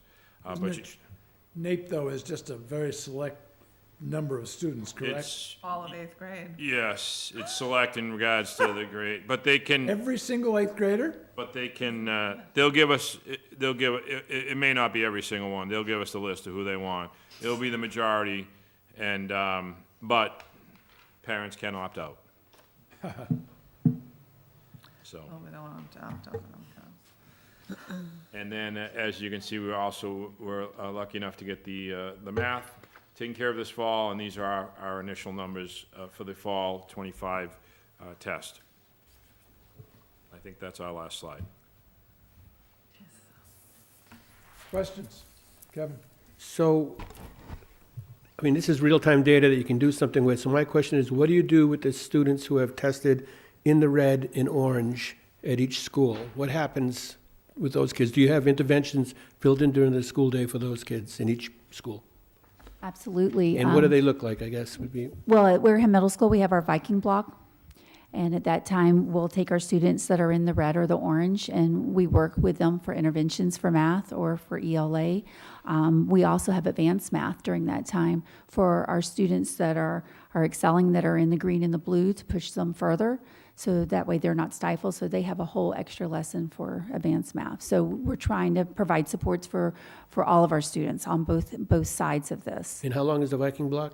It's an entire, one class. It's How many minutes? 57. 50, yeah, 57. So every day they have Viking block? Yes. So they would get put in one of those areas, math or ELA, or maybe a combination, depending on, What or do you choose one or What the other? Dr. Russo does is she will move them depending on the WIA, depending on academic performance every term. So they'll get moved to a different spot every term. Some kids need math support, some kids need ELA support. And who's doing those interventions?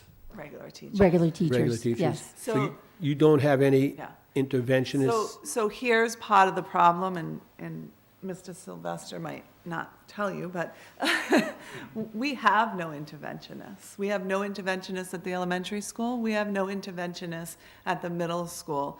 Typically, the high school doesn't have to do interventions like we have to do, but they need to because, so what we have to do is arrange a schedule so that our teachers are the interventionists.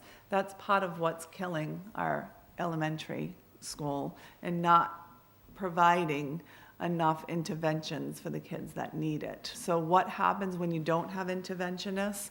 Where we have a boost, so we're intervening, but the classroom teacher is responsible for all of the interventions. So what we're doing is we're trying to provide high quality tier 1 instruction with no really anyone to support tier 2 instruction. We don't have people to say, oh my God, Kevin needs this, like he's got this phonetic issue decoding. I'm gonna pull him out for a couple of weeks, teach him these decoding skills, put him back in, see how he's doing.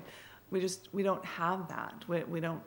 So there are no reading interventionists at the elementary None. school? None. And I heard there's, you. and there's Maybe one Heard you again. paraprofessional to support each grade if we don't have to pull them to be a substitute. And there's no paras in K. So when you're working under that, you have to, what do we do? How do we And do what's it? the structure at the elementary school? What time where do they get pulled from for their interventions? Well, in the morning, they'll do their reading in their math block, and they'll have small groups. Right. And they split a para between the grade levels, and they pull a group, the para pulls a group, the teacher pulls a group, and the small groups are working some independently. So you don't have the equivalent of like a Viking block or a separate period during the day where they could get additional support as well outside of their regular classroom? I mean, they were in small groups, so that's where they're Right, getting it. That's right. nothing, but nothing A specific. tier yeah. 2, but not really like a tier 3 Correct. intervention? Okay. All right, thank you. Any other questions? I don't have any, they've all been answered. Thank you. Is it, and this is to all of you, what works, what worked 15, 20 years ago, and we have the data to show that it was working, is it not working today from a curriculum perspective? Stakes have changed. Stakes? High stakes testing. Our standards changed. The standards are from 2017. They're asking a lot more of kids.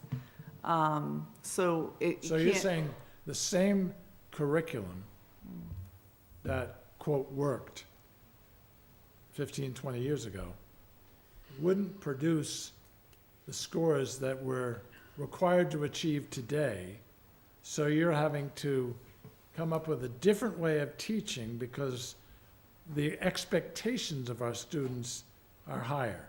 Well, the expectations are definitely higher. The high school MCAS, it definitely changed completely on how they score. And so, not just for Wareham High, but for all of I understand. Massachusetts. So that shift happened. And also there's a shift in society. Our kids aren't, what did our kids have to do 20 years ago? They were reading, they were playing outside, they were interacting with each other. What are our kids doing 20 years later? They're not sitting reading a book, or that's very No, they're on their minimal. phones. They're on the internet, they're on TikTok. Our kids don't think they need to. You talk about accountability. Why do I have to know the information? I can just, I'll ask Google. AI can write the report for me. So there's a different societal expectation too, but that we're fighting as well. But I agree, but that's across the whole state, too. That's across the whole country. Right, Correct. right. No, I agree. yeah, I think our demographics have changed drastically in the last 15 to 20 years as well in this town. Well, the state isn't proud of their results either. Correct. In fact, we have a right to be more proud than the average correct. district. But that doesn't mean the results are good. It just No. means we're better than, because the state numbers were pretty lousy. They And I were mean, all yeah. heading in the wrong direction. And Wareham got hit hard. We got hit hard with losing staff. We did have interventionists. We did have coaches. We had four APs, 3 APs at each elementary school and a principal. We had supports. But we're down a lot. We're also transient. There's a lot of kids. I mean, if you look at the enrollment at the high school, how many kids have moved in since September? It's significant. So we don't, you're comparing apples to oranges. They're not kids who started in Wareham Elementary School and now are in high school. There's some that are, but I wouldn't say the towns around us necessarily have the same move-ins that we've had this year.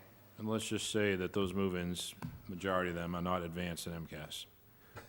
Maybe at some point, you could actually give us those percentages, those numbers. I'd just be I'd love curious. to- I'd love to We hear track that. them, it's easy Yeah, for us to give okay. you that. I'd love to give you Maybe that. next principal report, you could bring that information to Sure. us. Okay. Absolutely. Are we good? Yes. Roger, you good? Yep. Thank you very much. Thank you. Thank you. Jamie, do you need this anymore?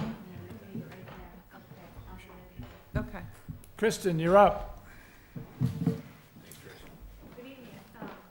Tonight I'm giving the September report for the district finances. So with the September report, we have a good indication of our payroll now that we have several payrolls in. And I'm happy to report that overall, projecting out salaries, we should, right now, we're looking like we're breaking even with our budget to actual salary, maybe a little bit of a surplus, but it is still early in the year.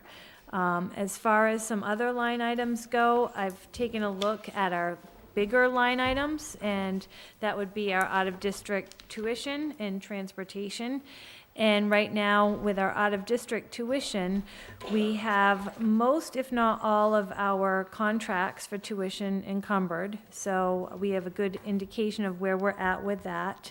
We are looking at a little bit of a surplus in out-of-district tuition, but that's due to a supplemental circuit breaker payment we received at the end of last year.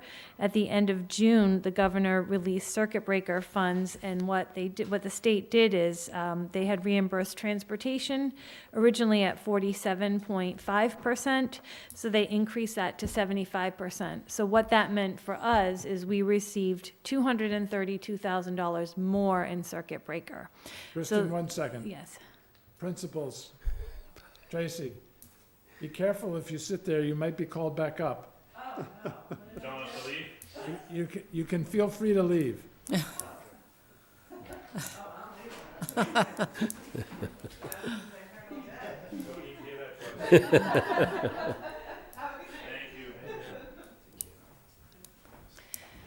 So we did receive $232,000 more than what we had anticipated. And the good news about this is we can use these funds this year if we need them. Right now, the indication is not, but we do have, I know there is a student, one or two students that, may be outplaced in the coming weeks or months. So that affords a little bit of buffer. But what the state also said about these funds is because they were not received, they were not sent out until July, we can carry them over an additional fiscal year. So those, if we don't need to spend that money, we can carry it over into fiscal '27. So if we have some of that funding left, that will help out with our FY27 budget. But again, it's pretty soon to start counting on having that left over. But we are, in good shape with our out-of-district tuition right now.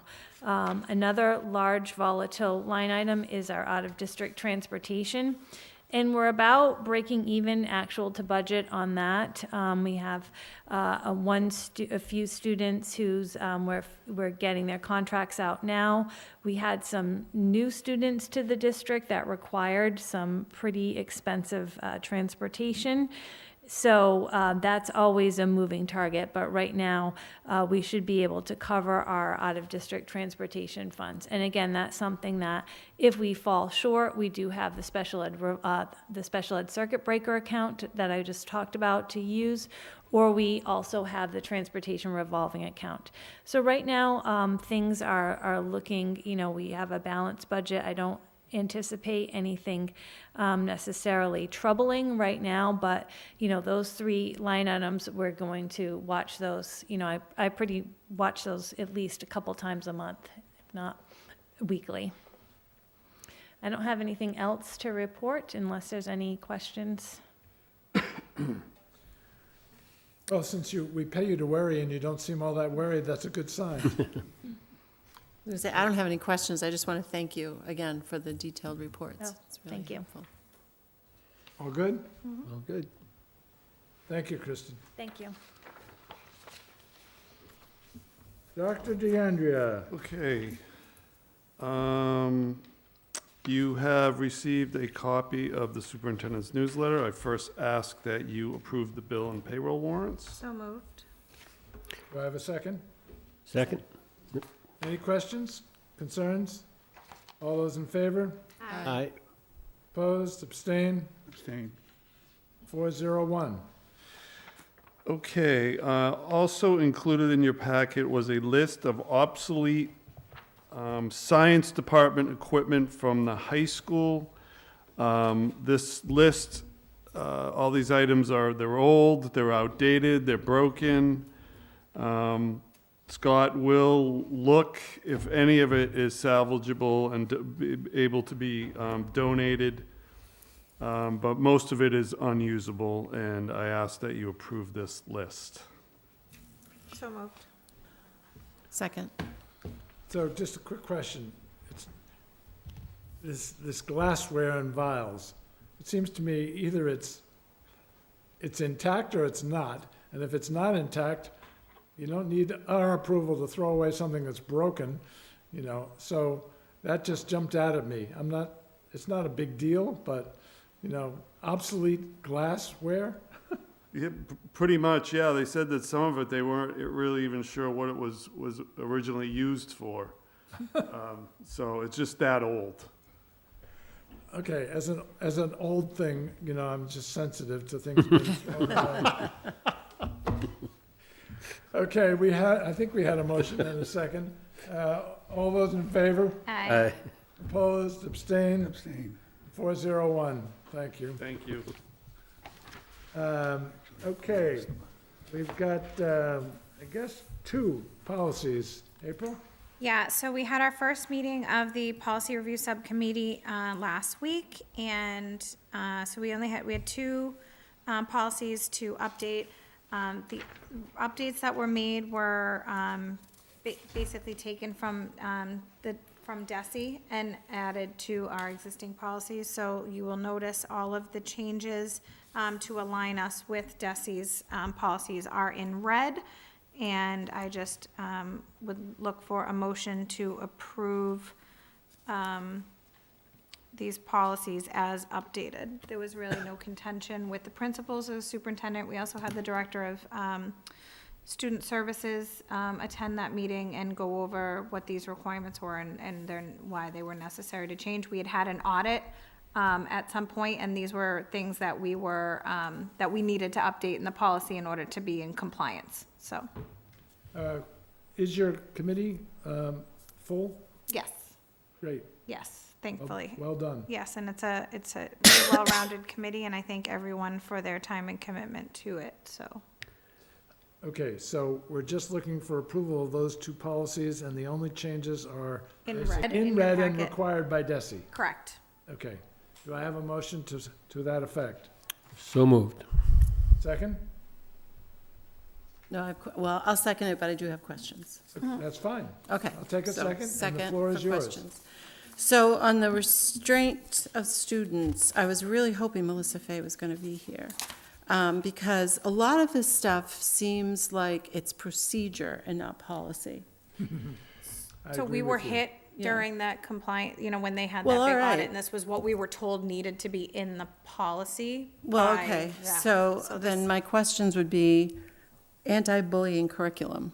I've never seen, we probably have it, but I would want to see what it is. I don't know that. I think that's Right. under our harassment policy, for the district. I think we have a bullying and harassment policy. But that's not the curriculum.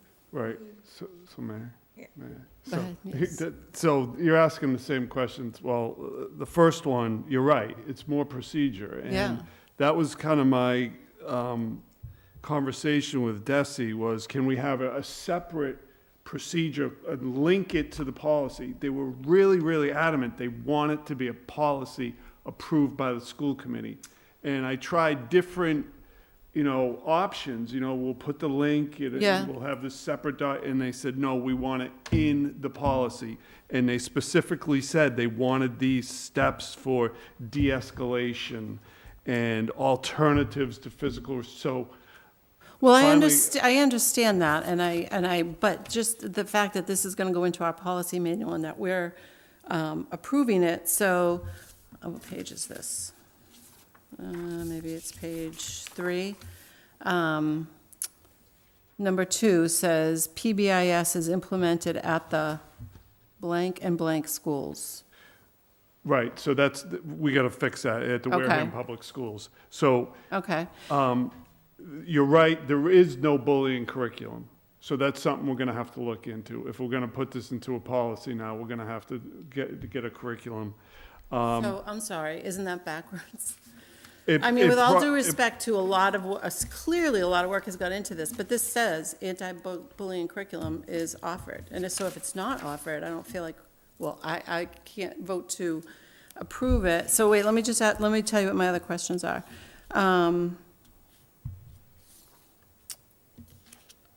Well, most of it was just the detail that is in here. Just in our program, follow-up response.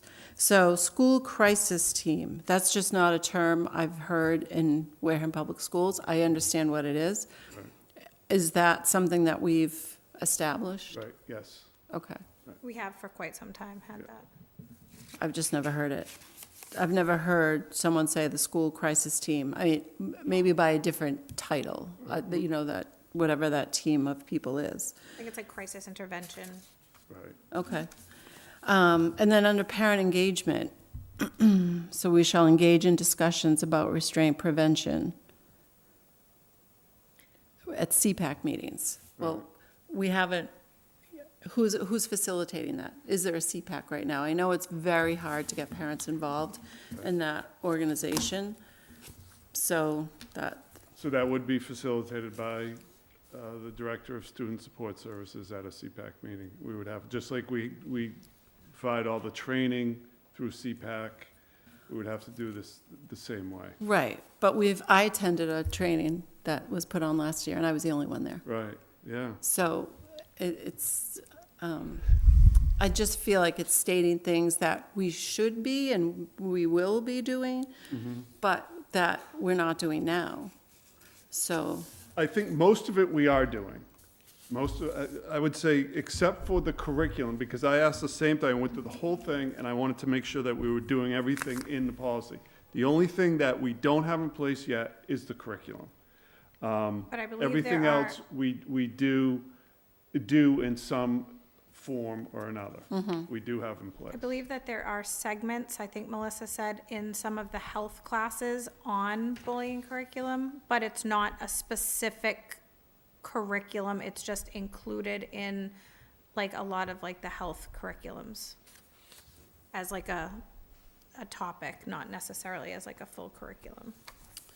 this also says that all staff will be trained on the program's restraint prevention and behavior support policy.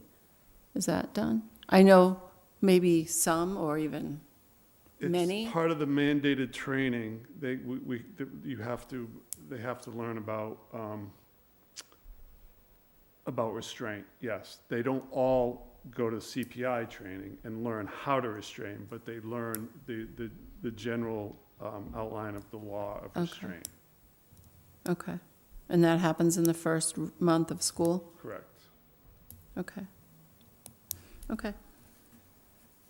But basically, what we're saying is if we approve this with these specifics, then we should expect that this is done in the schools, Right. right? But, and I totally hear what you're saying, but I'm not comfortable approving something and saying we will do it.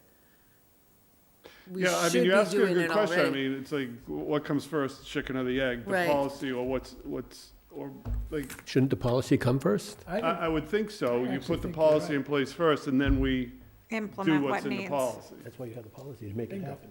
Yeah, I think. Okay. Okay. So do we want to do each policy separately then for approval? Yes. Okay, Please. so you already had it for a motion and a second for the restraint of students, so then we would just need So to. I have just a point to make. I'm not going to bother debating it because, and I don't want anybody else to bother debating it, but this de-escalation, it's not a policy. Why don't we just simply say people will be trained in de-escalation techniques or et cetera? First thing, remain calm. Since when is that a policy? Exactly. It's a procedure. I'm with It's you a- 100%. It's And absurd. that was my argument with them, and they said, we want it in the policy. And finally, you get to, okay, just, But you're right, there's no point in arguing it. right. And this is when we had that audit and Stay we were calm. found lacking in Exactly. certain things. So this was stuff that we had to do to bring us out of whatever we were cited on for that. All right. So I'm gonna I'm sorry, can I just ask one more question? So then can we ask Melissa Fay to come to a meeting, or you can report to us, I don't know, in 3 months, that these things are in place now? Or this is where we're at with these things? Sure, absolutely, Okay. absolutely. All right, so we're going to do them separately. Is that your request, April? Correct, Okay, so we have a motion for the restraint of students. correct.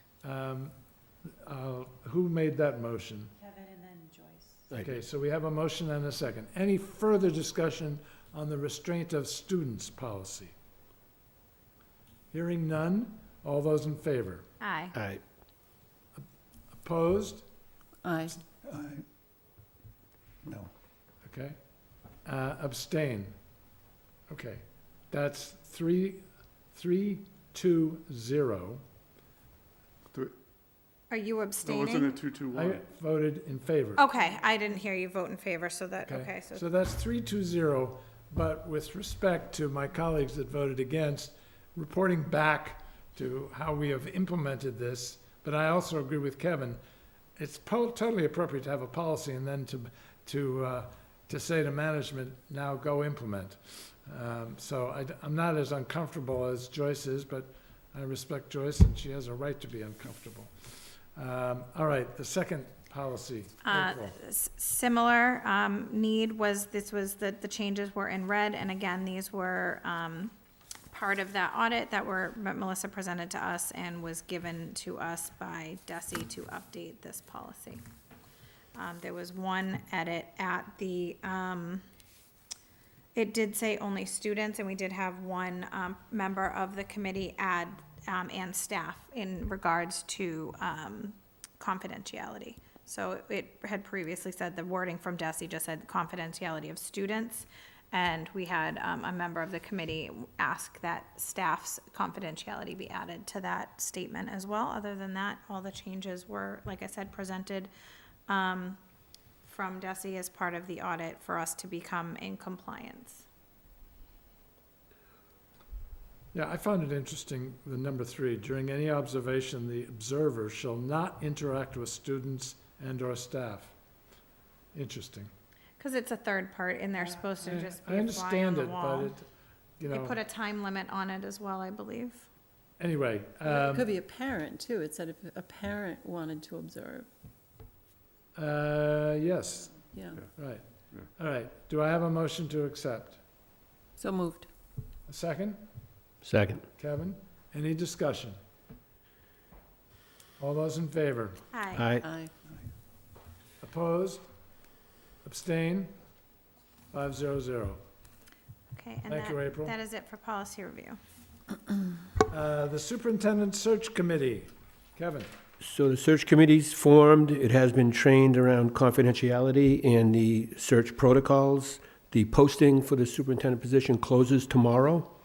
On October 23rd, we will meet, as our next meeting, to look at those candidates, decide who we're going to bring in for interviews, and to formulate our questions. And then on October 28th, 29th, and 30th, we'll interview those candidates and bring 3 finalists forward that we will then meet and interview in early November. So we're right on track. On track. I like on track. Do we have the interview dates? Should we share those? Because it's this committee that will interview. Sure, we should do that if we have them handy. Have we made a decision regarding visiting the districts of the finalists? We have not. Mask recommends that you do not visit. That duly noted, but that's their recommendation. But didn't we did that We previously? did. Does the search committee have a recommendation for this committee with respect to visiting the Finalists. finalist districts? Right, Exactly. because the finalists will come here and visit our district. Yes, That's separate. yes. I was on the fence about the visits, listening to Sean Costello, basically saying that the new thought at Mask is that they didn't find it that useful. They said, obviously, it's our decision if we want to do it. It's up to us, it's not up to them. So it would be a vote from us. I don't want to speak for Joyce. I guess I'm on the fence, leaning towards agreeing with Mask, but again, And I of found course, it very useful Offense. when we did it previously. I did too. And of course, not every member has to go. It can only be, people who want to go, correct, or are able to go. are Correct. able to go. Yes, exactly. I don't sense that this is a decision that needs to be made tonight. No, but we'll have to make it, well, when's the next time we meet? We probably would have to make it tonight. When's our next meeting, Jamie? It's November 6th. Yeah, so we would have to make plans well before then if we're going to go visit. So we would have to vote on that tonight if, Well, no, because the search committee is interviewing candidates. Help me. 28th, 29th, and 30th. That's what I thought, okay. right, but then the finalist interviews are set up for what date? I think the 6th. Is it the Right 6th? now, it's on our calendar as the 6th. To interview, for the school committee to interview finalists. Public interviews for the finalists. Okay. November 6th. Okay. And last time, we visited We only had to do one because one was in our district and prior, one right, was. to the interview? Or was it after the interview? We interviewed you before your interview, correct? Yes. You went to Must the have been. vineyard prior, You did go prior. They did It was go prior. before. Right, prior, right. yeah. So we would have to set up visits if we stay with the 6th On to- November 3rd, 4th. to 3 different places sometime the first week of November. Depending, and then it's dependent on where they are. Yeah. True. If I'm able, I think it's beneficial. I got a lot from it when we were interviewing Matt. Part of us going was part of why I was very on board with Matt joining us, so I found that beneficial. I'm very uncomfortable denying a school committee member the right to visit a potential superintendent's district. I certainly don't think it should be required, but denying it, if it's gonna help them make what they feel is a thoughtful, educated decision, seems to me something that we should accommodate. So all I'm really looking for the committee is to make a motion to that effect, unless the committee's uncomfortable with even what I just said. The recommendation that we're gonna send a formal group, or that anyone can just go to the district? No, that we will send a formal group Yeah, of unknown numbers, because we're not gonna require it. But Right. we want the receiving district to know that this is Representatives of our school this is committee will be representative of coming. the school committee who would like to be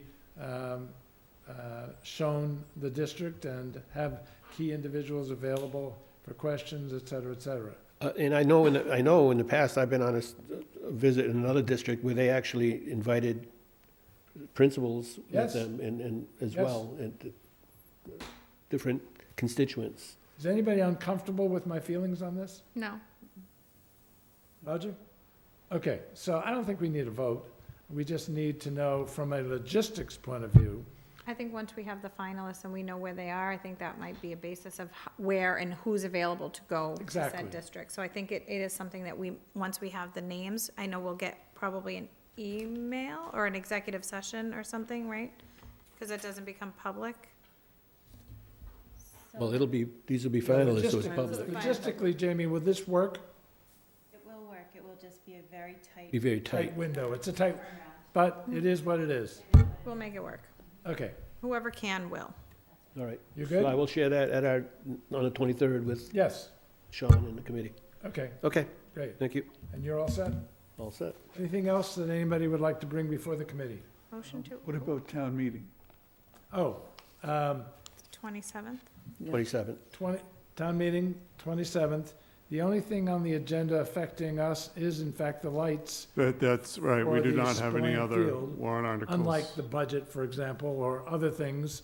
We don't have McKinney-Vento or anything like that, No. right? That'll be in the spring. That's the spring, exactly. So, everybody's encouraged to come, but, you know, it is what it is. And if I can be there, I will certainly be there. We don't attend as a group, No, We exactly. Like the- You attend as just yeah. a Okay. citizen.